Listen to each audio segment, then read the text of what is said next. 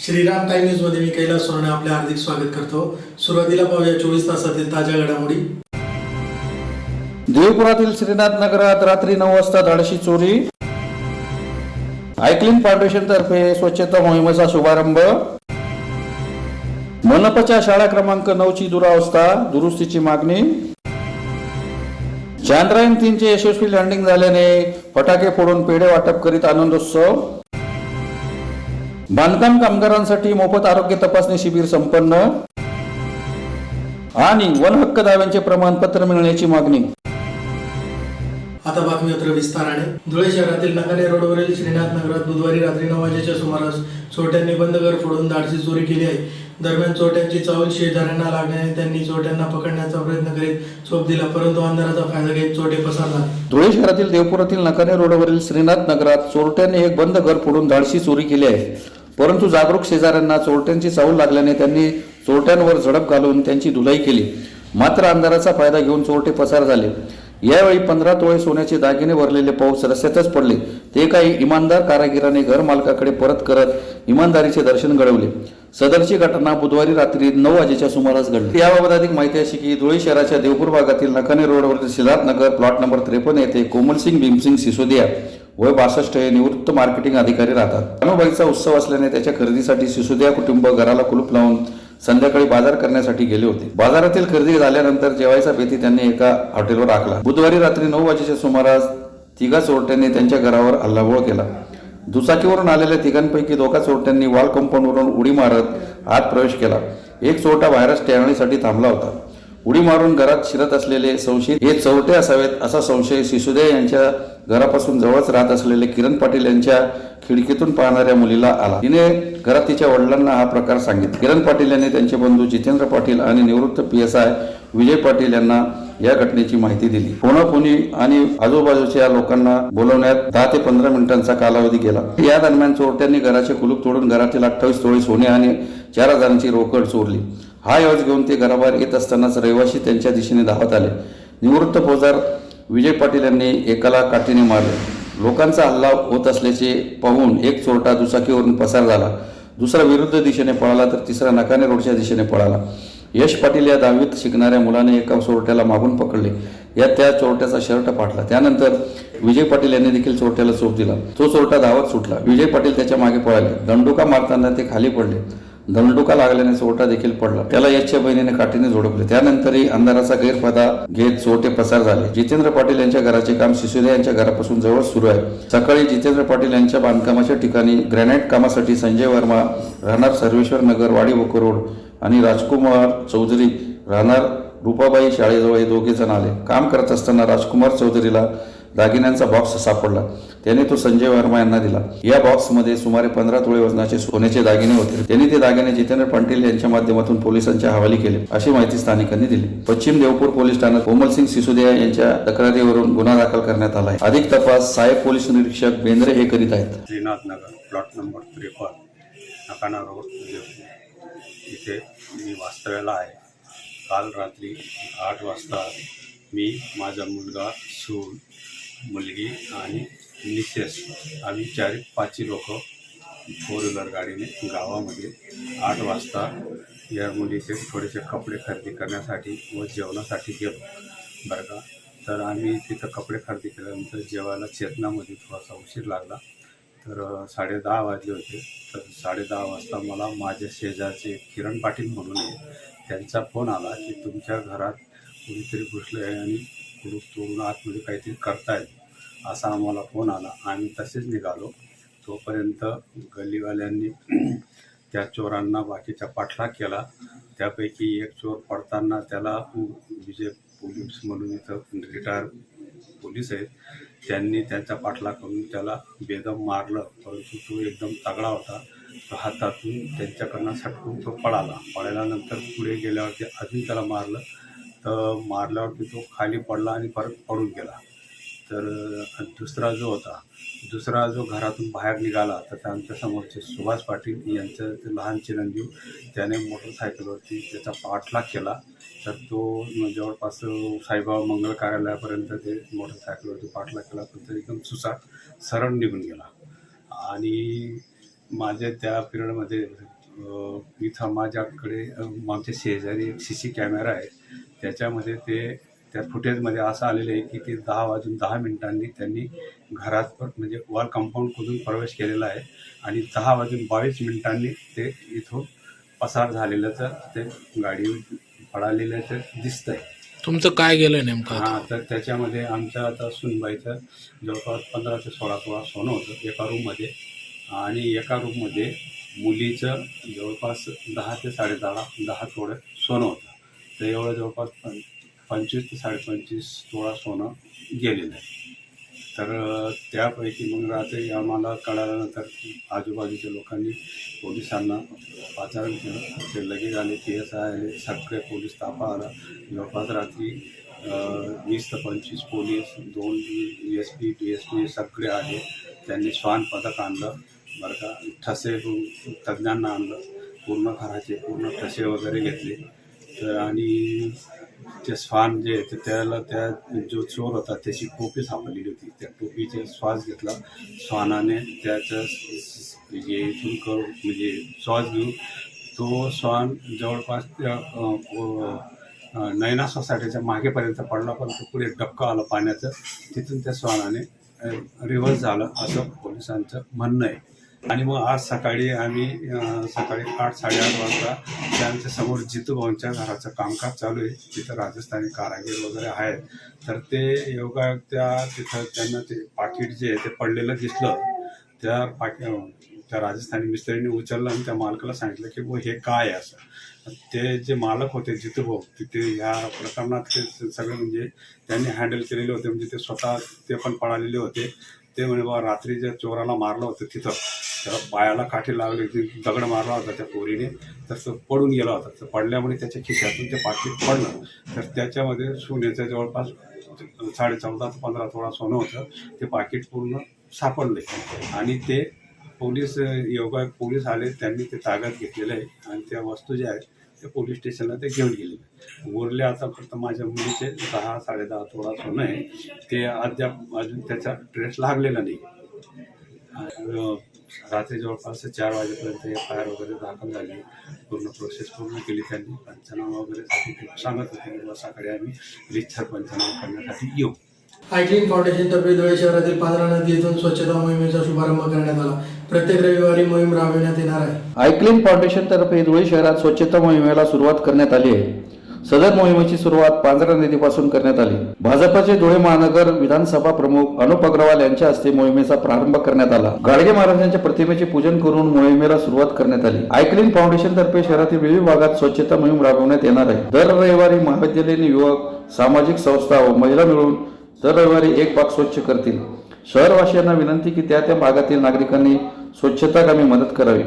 धुळे शहर स्वच्छ ठेवण्याचा प्रयत्न आयक्लीनतर्फे करण्यात येत आहे. याबद्दल त्यांचे अभिनंदन करण्यात आले आहे. या मोहिमेत अनुप अग्रवाल, नगरसेवक नागसेन बोरसे, भिकन वराडे, महिला मोर्चाचे अध्यक्ष मायादेवी परदेशी, महादेव परदेशी, नगरसेविका स्नेहल जाधव, सुवर्णा बडगुजर, दादाजी पाटील, दिनेश बागुल, युवा मोर्चाचे अध्यक्ष रोहित चांदोडे, राकेश कुलेवार, विक्की परदेशी, अतुल पाटील, मनोज चौधरी, मयूर सूर्यवंशी, किरण चौधरी, विनोद खेमनार, अमोल सूर्यवंशी, कमलेश थोरात, राहुल परदेशी, चेतन उपाध्याय, राहुल तारके, आयक्लीनचे संस्थापक अध्यक्ष प्रणब गोलप, सागर कैरनार, ओम चव्हाण, अथर्व एलमामे, यश ठाकरे, ओम नगरे, अंकित त्रिपाठी आदी सहभागी झाले होते. फाउंडेशन च्या वतीने साफसफाईची मोहीम आजपासून धुळे शहरात राबवण्यात येणार आहे. आज पांजरा नदीकाठी या ठिकाणी याचं उद्घाटन झालं. दर रविवारी सर्व आयक्लीन फाउंडेशनच्या माध्यमातून धुळे शहराच्या विविध भागामध्ये दर रविवारी कॉलेजचे मुलं, सामाजिक संस्था, या सर्व एवढ्या मोठ्या प्रमाणावर जमलेल्या बाया हे सर्वजण मिळून धुळे शहरातील एक भाग हा दर रविवारी स्वच्छ करणार आहे.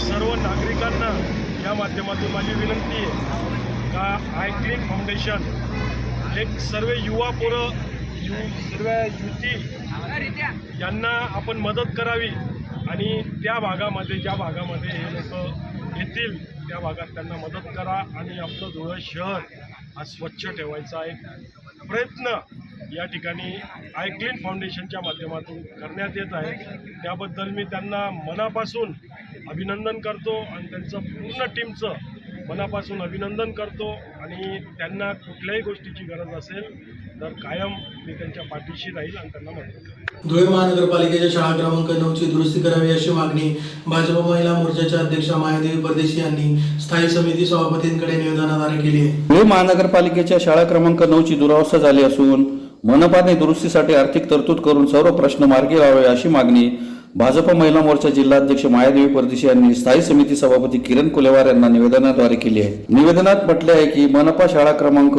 9 इंग्रजी माध्यम येथे दिनांक 29/7/2023 रोजी इयत्ता 4थीच्या वर्गास छतावरून कौलाचे तुकडे पडल्यामुळे 2 विद्यार्थी व 1 वर्ग शिक्षिका हे जखमी दुखापती झाले होते. या संदर्भात मी स्वतः शाळेला भेट दिली व तेथील परिस्थिती पाहून ताबडतोब महापौर व महापौर आयुक्त यांची मनपामध्ये भेट घेतली. शाळेत घडलेल्या गंभीर प्रकरणाची त्यांना जाणीव करून दिली. याचे गांभीर्य जाणून महापौर प्रतिभा चौधरी, उपमहापौर वैशाली वराडे व संबंधित अधिकाऱ्यांना घेऊन ताबडतोब शाळेला भेट दिली व सदर प्रकरण पाहून शिक्षण विभागाचे प्रशासन अधिकारी सोनवणे यांना पाचारण करण्यात आले.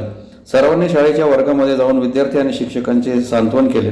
छताची गंभीर परिस्थिती पाहून वर्गामध्ये पक्षींनी केलेली मोठ्या प्रमाणावर घाणीचे साम्राज्य पाहून त्यांनी दुःख व्यक्त केले. ताबडतोब सर्व कामे दुरुस्ती करून देण्याचे आश्वासन दिले. दुसऱ्याच दिवशी आयुक्त देवदास टेक्काळे यांनी भेट दिली. त्यांच्यासोबत संबंधित अधिकारी वर्ग होता. त्यांनी छताची व वर्गाची दुरावस्था पाहून व जखमी झालेल्यांचे सांत्वन करून दुःख व्यक्त केले व अधिकाऱ्यांना ताबडतोब या संबंधात कारवाई करण्याचे आदेश दिले.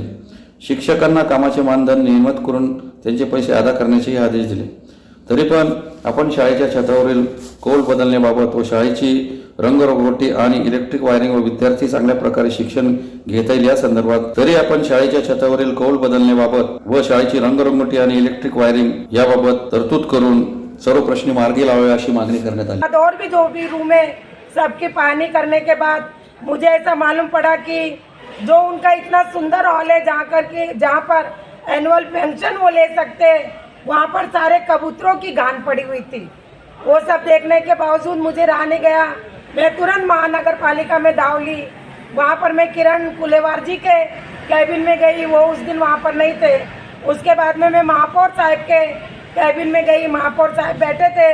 उन्हें मैंने रिक्वेस्ट किया क्योंकि इसके पहले भी मैंने महापौर साहब को 2-3 बार इसकी जानी उन्हें भी मैंने दी थी। उन्होंने मुझे आश्वासन दिया था कि मैं तुरंत अभियंता साहब को लेकर महानगर पालिका में जाऊंगी और वो गए भी थे, लेकिन उसका कुछ निवारण नहीं हुआ था। मैं वहाँ पे अट लगा के बैठी हुई थी, महापौर साहब आपको आज मेरे साथ चलना पड़ेगा और आपको पानी करनी पड़ेगी। उसके बावजूद भी मुझे समाधान नहीं हुआ। मैं आयुक्त साहब देवदास टेक्काळे साहब के पास गई, उनकी भी वहाँ मीटिंग चालू थी, लेकिन उन्होंने मुझे 2 मिनट का टाइम क्यों ना हो उन्होंने दिया। मैंने जो मोबाइल में उनको फ़ोटो निकाल के लेकर गई थी, जो हालत थी वहाँ की, बच्चों के पास में गिरे हुए थे कॉल वगैरह, टीचर के जो रजिस्टर पे उन्होंने देखा और मुझे आश्वासन दिया कि मैडम मैं कल 10:30 बजे पावटे साहब को साथ में लेकर आऊँगा। तो वो मुझे तो उन्होंने दिया आश्वासन, लेकिन उसके पहले महापौर साहिबा वहाँ पर आई, उन्होंने पावटे साहब को भी वहाँ पर लेकर आए, लेकिन उन्होंने कहा कि भाई जल्दी से काम होगा, लेकिन उनके बोलने पर मुझे समाधान नहीं हुआ। ये कितने दिन चलेगा कि भाई जल्दी काम होगा, जल्दी काम। दूसरे दिन तुरंत मुझे नहीं लग रहा था कि आयुक्त साहब भी आएंगे, लेकिन मैं आयुक्त साहब का पूरे मन से अभिनंदन करूंगी और आभार मानूंगी कि साहब ने मेरी विनती को मान दे के वहाँ पर विजिट दिया और सब हालात देखकर बेचारी वो टीचरों को जो मानधन नहीं मिल रहा है, बिना मानधन के वहाँ पे बच्चों को वो जो शिक्षा दे रहे हैं, अभी भी मैं आप लोगों को बोलूँगी 350 बच्चे वहाँ पे शिक्षा ले रहे हैं और इतने एडमिशन अभी आ रहे थे, मेरे पास भी आए, लेकिन उन्होंने रोकने का कारण ये है कि वहाँ पे उनको व्यवस्था नहीं है बच्चों को बैठाने की। साहब आए, आयुक्त साहब आए, उन्होंने सब देखा, उन्हें भी बहुत बुरा लगा कि भाई इतने छोटे छोटे गरीब घर के जो बच्चे यहाँ पे आ रहे हैं, जिनके माँ बाप फीस नहीं दे सकते। और मैं तो ग्वाही देकर ये कहना चाहूँगी कि जहाँ पे 1.5 लाख रुपए फीस दे रहे, वहाँ पर भी इतना अच्छा शिक्षण नहीं दिया जा रहा जितना अच्छा शिक्षण ये यहाँ की शिक्षिका दे रही है। सब एजुकेटेड है, बीएड है, सब वो जो भी है। और उसके बाद में आयुक्त साहब ने वहाँ पर सब कुछ देखा। आयुक्त साहब ने उन्हें कहा कि मैं जल्द से जल्द काम यहाँ का चालू करवाऊँगा, रंग रंगोटी से लेके छत की दुरुस्ती से लेके और महीने की महीने आपका मानधन में वो भी आपको दिलवाऊंगा। तो मैं महापौर साहब है जो अपनी किरण जी कुलेवार है, कुछ भी उन्होंने आए विजिट दिए और आज भी मैंने उनकी स्थायी यहाँ पे जो मीटिंग थी, मीटिंग में आके मैंने उनको यही दुरुस्ती करने का जो भी वहाँ पर प्रॉब्लम थे वो करने के लिए आज भी उन्हें निवेदन दिया और किरण ताई ने मेरा निवेदन मीटिंग चालू होने के बावजूद भी लिया। उनके भी मैं पूरे मन से आभारी हूँ इतना कहकर। और आयुक्त साहब ने कल भी मैंने कहा साहब आपका तो आज यहाँ से बदली हो रही है, लेकिन उन्होंने जो अपने शिंदे साहब है उन्हें बोल के गए कि मैं यहाँ पे नहीं भी हूँ तो भी आप पूरा ध्यान देकर उनका काम जल्दी से जल्दी करवाइएगा और काम उनकी शुरुआत भी कर दी गई है काम की। चांद्रयान 3चे बुधवारी यशस्वी लँडिंग झाल्याने शिंदखेडा येथे भाजपतर्फे शहरातील क्रांती चौक व शिवाजी चौक येथे फटाके फोडून पेढे वाटप करीत आनंदोत्सव साजरा करण्यात आला। बुधवार दिनांक 23 ऑगस्ट रोजी भारताची चांद्रयान 3 मोहीम यशस्वी झाली। बुधवारी सायंकाळी 6:04 चांद्रयान 3चे यशस्वी लँडिंग झाले।